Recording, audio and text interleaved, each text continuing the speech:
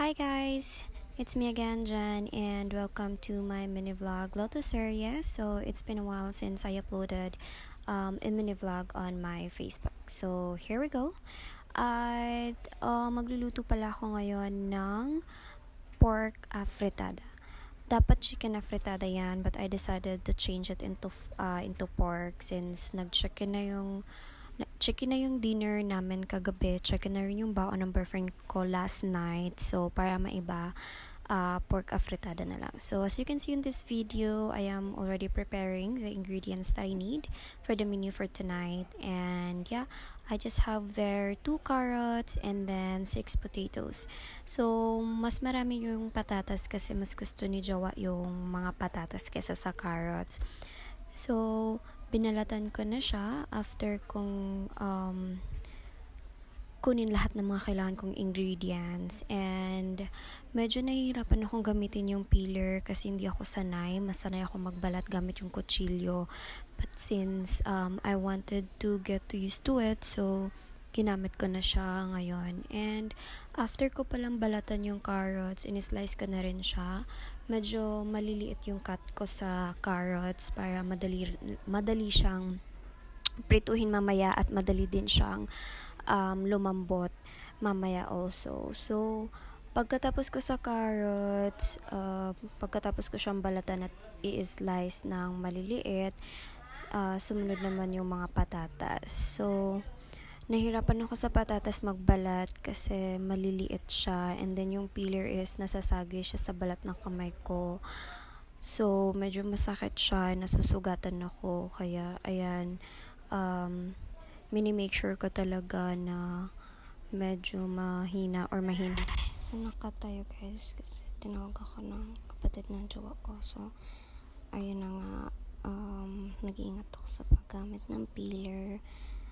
Kaya medyo dahan-dahan ako nagpapalat dyan. Hindi nyo lang makita na dahan-dahan kasi fast forward ko na siya.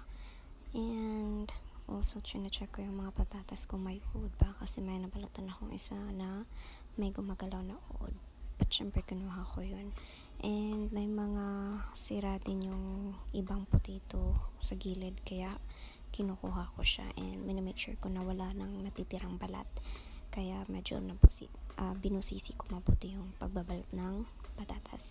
So, pagkatapos, in-slice ko na siya ng 2, pero yung iba pang 3 cut yung ginawa ko kasi para madali siya maluto mamaya. Kasi nga piprituhin ko pa siya, diba? So, pagkatapos ko siyang balatan, hinugasan ko pala yan and binabad ko muna sa tubig while mag-i-slice naman ako ng mga yan, pepper, tapos onion, and yung bawang. So, ayan, nilinisan ko na yung pepper. By the way, hinugasan ko yan off-cam. So, in-slice ko na din siya ng maliliit. Tik ko na niliitan kasi baka makain ni boyfriend and ayaw niya ng pepper, ayaw niya rin ng bawang. So, ang daming interruptions guys. And mahina lang yung boses ko kasi nasa loob na ako ng bahay, nag-voice over, and pang ilang retake ko na to kasi ang daming istorbo, ang daming mga background noise, kaya inulit-ulit ko siya, pero napagod na akong ulitin kagaya ng pagkapagod ko sa kanya. Okay, charis. So, binalatan ko na yung bawang and masakit siya sa kamay guys pag ginaganyan siya, pag ang tawag dyan, sa Bisaya ginalata. Sakit siya since di ko bagaw kubal, pero laban. And wala lang kayo ko siya gigagmay og slice na remix na akong language, Tagalog, English, Bisaya. But anyway, wala mo dara, basta magamit kog language kung aso ko komportable. But anyway, human ako dagang kay advertise, human ako gad-add sa ahos. So let's go ahead and move forward with the onion. And I'm done with the onion. So after the onion, let's go with the pork. And dagko nga kat ang mong napalit sa supermarket nga pork, so I decided to cut it into two. So gigagmay na ko siya, kay pritong na ko siya, and then para dali siya maluto.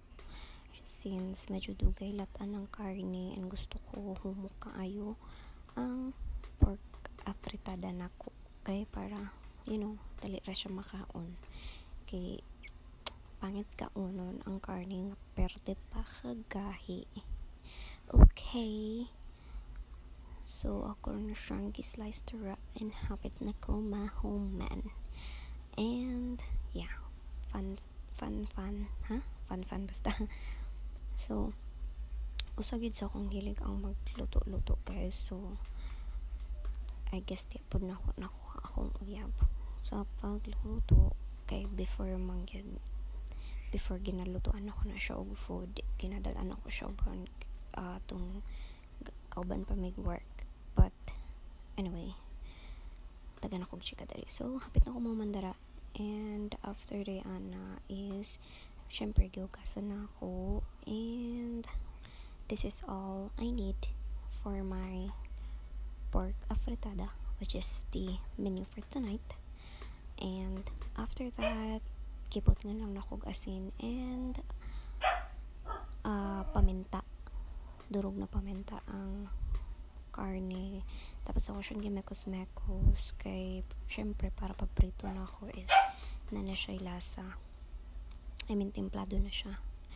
And sorry sa ero sa pagkay siya.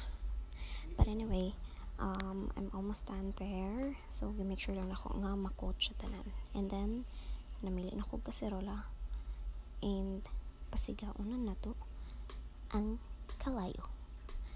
So napalong pagid kagtina nga ko, so gipasigan ako siya otro, and then kana lang ako lang siyang gipainit pa na akong kaserola, and pag human is nagkuha akong clip. And let's put some oil, kamay lang nga oil akong giputang anak, kay since maggawas man og ihang oil ang karne, so more to siya maluto saya. So pag man ako painit sa oil, syempre gilunudan ako ang mga karne, and ko siyang giisa-isa, guys, kay para ma-arrange para okay kay siya maluto gid siya tanan. Maluto siya tanan, and like pisik na siya diha, sakit kayang mantika, pero laban Japan. Advertise, excuse akong dako nga bukton nga mga katsumugay silingan. And after na ko og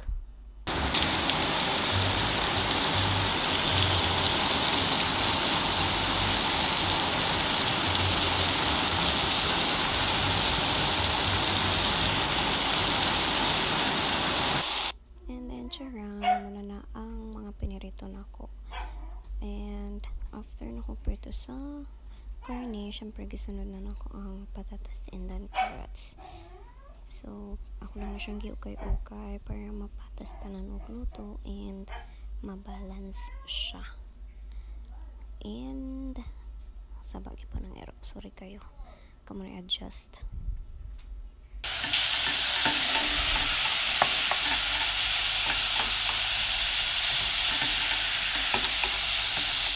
And then after na ako naluto ang patatas and carrots, syempre gihaon ako siya.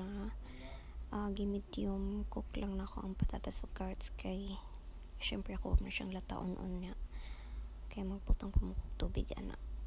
And so after na ako paghaon mo na yung itsura, gisunod na rin ako ang bombay ahos ug atsal. Gigisa na nako siya. And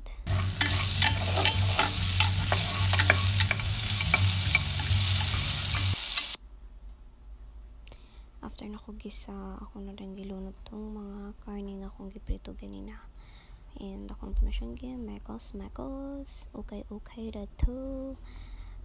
Pag huma, nagputang kog water, syempre pampahumok sa karne. Wala pa na ako siya giurot og bombo, ako lang siyang gitansya. After the water, gisunod na rin ako ang tomato sauce. So wala po na ako siya gihorot, kitansya rin ako, kay pasid og tamis ra siya pag ihurot nako. So kung siya gitadya-tadya. After nakabutang sa tomato sauce, syempre gitilawan ko unsay lasa. And after nakutilaw, gisunod na din ako ang tomato. But nga pa rin ako siya asin kay tabang siya. After sa asin, gisunod na din ako diha ang pepper. Gidungan ko na ko siya pepper. Yeah, bisa gibat nga na ako pepper ang karne gaya na. But anyway, and then after sa pepper, let's put magic syrup. And magsayo-sayo pa ko diya guys kay chara ka music. So okay lang ako siya gimakos-makos, ipatuyok-tuyok, sama sayang pagpatuyok-tuyok sa imo. And after that, napasok pa ko guys. Sakit siya, pero masakit kitong kipinuangan kaniya. But anyway, tinita sa tomato paste.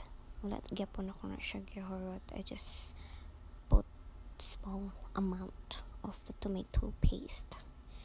And mekos again. After the mekos, I add some water. Pero syempre wala, gyapon ako gihurot. And then, gihurot na po ako sa mas paghurot niya sa imong pasensya. And mekos again. And after that, okay na siya. Ato na siyang pagkalong.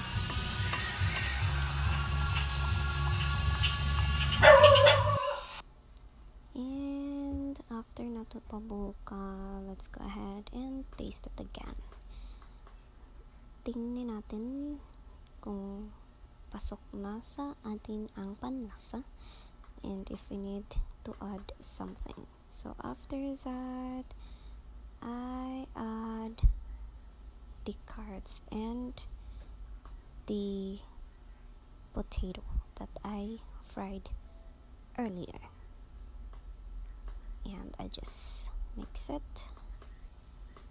And after that, I add some sugar, but that is optional only. Kamoy bahala kung bot nga yung sugar or not, but for me, I wanted to add sugar to balance para i-balance yung lasa. So, yeah. Small amount lang akong ibutang diya. Okay? I mean, okay naman sa ako ang lasa, but there is something missing. So, I add sugar. And then, after that, ako na sa siyang mekos. And, tilaw na sa to make sure okay na siya, balance na siya doon. Siyempre, gitawag na ko kung pagtilaw. Are you sure? 1,000%.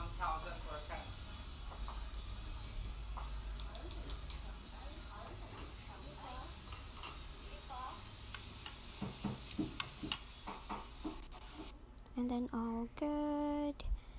So ako na siyang gipalang dara kay lata naman. I mean, humok na akong pork.